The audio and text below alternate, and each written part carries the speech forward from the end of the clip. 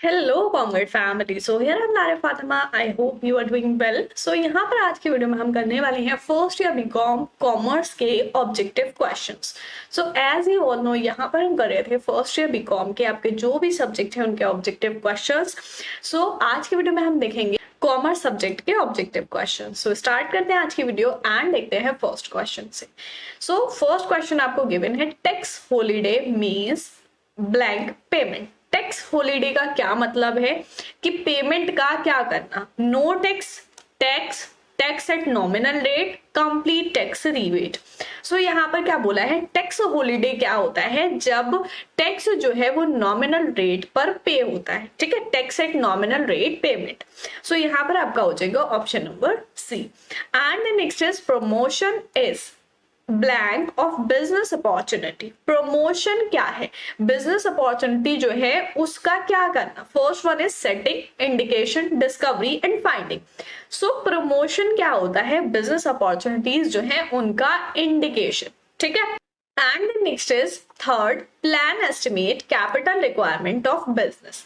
First one is business capital, managerial and marketing. कौन सा plan जो है वो कैपिटल रिक्वायरमेंट एस्टिमेट करता है कि कितनी कैपिटल की जरूरत है. तो देखो बहुत ही सिंपल सा है, आपको इससे पता लग जाएगा कि आपके पास ऑप्शन क्या है. बिजनेस प्लान करता है, कैपिटल प्लान करता है, या मैनेजरल प्लान या फिर मार्केटिंग प्लान. तो भाई देखो यहाँ पर किसकी बात की गई है, कैपिटल रिक्वायरमेंट की बात की गई है. तो कौन सा प्लान होगा यहाँ पर, कैपिटल प्लान. ठीक है. So option number B will be correct. And next is nearness to market and availability of determines location. जो मार्केट होती है उसमें किस चीज की अवेलेबिलिटी या पास में है, नियर है. ठीक है, वो लोकेशन को जो डिटरमाइन करती है. तो वो क्या होता है, first one is capital, second labour, investor या प्लान. सो यहाँ पर क्या होता है, availability of capital determine the location. First हो जाएगा. And next service tax is form of tax. Service tax जो है वो कौन सा टैक्स है, डायरेक्ट टैक्स है, इनडायरेक्ट, डेराइव्ड या फिर sales tax. So service tax जो होता है वो होता है इनडायरेक्ट टैक्स. ठीक है. So option number B will be correct. And next is project report bring. Project report क्या करती है, प्रोजेक्ट में वेट, आइडेंटिफिकेशन, इंप्रूवमेंट या फिर सिग्निफिकेंस. सो प्रोजेक्ट रिपोर्ट जो होती है वो प्रोजेक्ट में इंप्रूवमेंट लाती है. ठीक है. So third one is correct. Bank loan is sanctioned on the project. Bank loan जो है वो जब सैंक्शन किया जाता है प्रोजेक्ट पर. सो ऑप्शन आपको गिवन है planning, report, completion and implement. So bank loan जब सैंक्शन किया जाता है प्रोजेक्ट रिपोर्ट पर. ठीक है, project report, it means option number B will be correct. So commerce के अगर आपने सारे लेक्चर देखे हैं, आपके सारे टॉपिक कंप्लीट हो गए हैं, तभी आप इन एमसीक्यू को अच्छे से कर पाएंगे. एंड जो भी एमसीक्यू हैं आपके, मैंने आपको बोला है कि पहले आप अपने सारे लेक्चर कंप्लीट कर लो, सारे टॉपिक कंप्लीट कर लो, उसके बाद करो. एंड आप इसको किस तरीके से करोगे, पहले क्वेश्चन को पढ़ लिया, उसके ऑप्शन चेक कर लिए. ठीक है, उसके बाद खुद से आंसर करके देखो आपको कौन सा आंसर करेक्ट लग रहा है. एंड देन उसके बाद आंसर चेक करो कि क्या आंसर है. ठीक है. सो आई होप आप लोगों के लिए हेल्पफुल रहेंगे ये. At one is feasibility studies business potentiality. Feasibility जो होती है वो ये स्टडी करती है बिजनेस पोटेंशियलिटी को. फर्स्ट वन है रिजेक्ट, डिबेट, फोरकास्ट और मेजर. सो यहाँ पर बिजनेस पोटेंशियलिटी को क्या करती है, फोरकास्ट करती है फेसिबिलिटी स्टडीज. ठीक है. So C will be correct. And entrepreneurs require clearance from control board. Control board से किस चीज की क्लियरेंस चाहिए होती है एंटरप्रेन्योर्स को. इसमें ऑप्शन आपको गिवन है, first one is pollution, second trade and third tax and finance. So यहाँ पर क्या होगा कि एंटरप्रेन्योर्स जो हैं उनको कंट्रोल बोर्ड यानी कि पॉल्यूशन कंट्रोल बोर्ड से क्लियरेंस चाहिए होता है. ठीक है, कि भाई जो भी एंटरप्रेन्योर है, जो भी वो बिजनेस कर रहे हैं उसमें वो पॉल्यूशन नहीं करेंगे. And next is permission is not granted for most sector. Permission कुछ सेक्टर्स को नहीं गिवन होती है. वो कौन से सेक्टर्स होते हैं, first one is manufacturing, second polluting, third noisy, non polluting. तो देखो कुछ ऐसे सेक्टर जिनको परमिशन नहीं मिली है. तो किसको नहीं मिलेगी, अभी बोला कि किससे, कंट्रोल बोर्ड से लेना होता है, पॉल्यूशन कंट्रोल बोर्ड से. ठीक है. सो पॉल्यूटिंग सेक्टर को यहाँ पर परमिशन नहीं मिलती है बिजनेस करने की. ठीक है.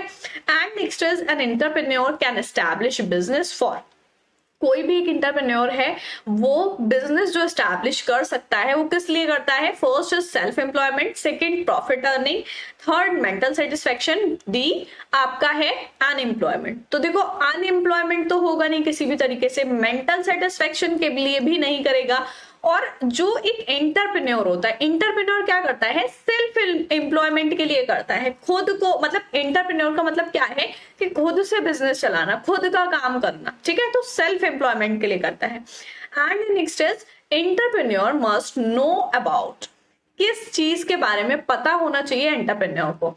फर्स्ट है companies act, registration, activities, selling. So यहाँ पर सबसे पहले जो जरूरत होती है जानने की, वो किसके बारे में जानना होता है? रजिस्ट्रेशन के बारे में, क्योंकि एंटरप्रेन्योर जब भी अपना बिजनेस सेटअप करेगा, अपनी कंपनी बनाएगा, तो उसके लिए सबसे पहले रजिस्ट्रेशन जरूरी होता है, ठीक है।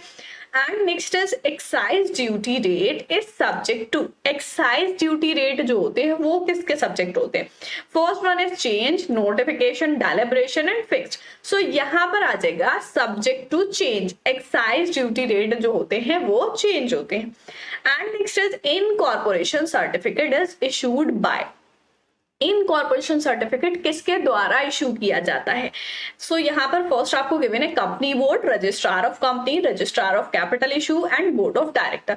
यहाँ पर आपका जो ऑप्शन नंबर बी है वो करेक्ट हो जाएगा, रजिस्ट्रार ऑफ कंपनीज। कंपनीज के जो रजिस्ट्रार होते हैं वो इनकॉर्पोरेशन सर्टिफिकेट इशू करते हैं। एंड कोई भी बिजनेस जब सेटअप होता है तो इनकॉर्पोरेशन सर्टिफिकेट जो होता है उसके बाद ही उसकी एक्टिविटीज स्टार्ट होती हैं, ठीक है। स्टार्ट होना मतलब रजिस्ट्रेशन जो होता है, तो इनकॉर्पोरेशन सर्टिफिकेट मिलने के बाद ही माना जाता है कि वो बिजनेस स्टार्ट हो गया है, ठीक है। सो यहाँ पर आपका ऑप्शन नंबर बी हो जाएगा correct. And then next question हम देखेंगे, entrepreneur need to take decisions, entrepreneur को कैसे डिसीजन लेने होते हैं? First is proactive, second reactive, third quick and fourth positive. So यहाँ पर देखो जो एंटरप्रेन्योर है उसको प्रोएक्टिव डिसीजंस लेने होते हैं, ठीक है। So option number A will be correct. And the next is funding provided by venture capitalist, which is combination of, जो फंडिंग प्रोवाइड होती है वेंचर कैपिटलिस्ट में वो किसका कॉम्बिनेशन होती है? एंड यहाँ पर आपको ऑप्शन गिवन है मेज़ेनाइन, डेट, इक्विटी, लोन, वो होता है आपका मेज़ेनाइन का, ठीक है। So option number A will be correct. And next is one of the quality of entrepreneur, entrepreneur की कौन सी क्वालिटी होती है? First is short tempered, creativity, impatience, selfish. तो इसमें से तो आप खुद से आई होप लगा लोगे आंसर कि एंटरप्रेन्योर की जो क्वालिटी है वो कैसी होनी चाहिए। बहुत जल्दी गुस्सा आ जाना चाहिए, क्रिएटिव होना चाहिए, नए नए आइडियाज उसको आने चाहिए, इम्पेशेंस मतलब सबर नहीं होना चाहिए, सेल्फिश खुदगर्ज होना चाहिए। तो देखो इसमें ऑप्शन नंबर बी ही करेक्ट लग रहा है। इट मीन्स कि ऑप्शन नंबर बी हो जाएगा आपका क्रिएटिविटी, कि जो एंटरप्रेन्योर है उसमें ये क्वालिटी होना चाहिए, ठीक है। एंड उसमें ये क्वालिटी होती है। The next is an entrepreneur business idea, entrepreneur क्या करता है बिजनेस आइडिया का? Reject, debate, conceive, neglect. So देखो रिजेक्ट भी नहीं करेगा, तो वो अगर रिजेक्ट कर देगा एंटरप्रेन्योर बनेगा ही नहीं। डिबेट किससे करेगा? कंसीव करता है बिजनेस आइडिया को, क्योंकि जिसके माइंड में बिजनेस आइडिया आएगा, जो उस बिजनेस आइडिया को एक्शन में लाएगा, ठीक है, जो उसको इम्प्लीमेंट करेगा, उसी को बोल रहे हैं कि एंटरप्रेन्योर होता है, ठीक है। तो वो क्या करता है? बिजनेस आइडिया को कंसीव करता है। Next is relate an entrepreneur to the society, क्या चीज रिलेट करती है एंटरप्रेन्योर को सोसाइटी से? First creativity, innovation, mission and objective. So देखो जो एंटरप्रेन्योर होता है उसका सोसाइटी के साथ क्या रिलेशन होता है? मिशन का, कि भाई इस कंपनी का क्या मिशन है। And next is professional entrepreneurs are in company promotion, professional entrepreneurs जो होते हैं वो कंपनी की प्रमोशन में क्या माने जाते हैं? First is agent, commission, expert, manager. तो देखो जो प्रोफेशनल एंटरप्रेन्योर्स होते हैं वो होते हैं एक्सपर्ट, कंपनी की जो प्रमोशन है उसको प्रमोट करने में एक्सपर्ट होते हैं। जो अब भाई किसी ने बिजनेस ओपन किया है अपना, ठीक है, उसको प्रमोट करेंगे तभी तो वो आगे बढ़ेगा, ठीक। सो वो एक्सपर्ट होते हैं। एंड नेक्स्ट हम देखेंगे entrepreneur are devoted to manufacturing.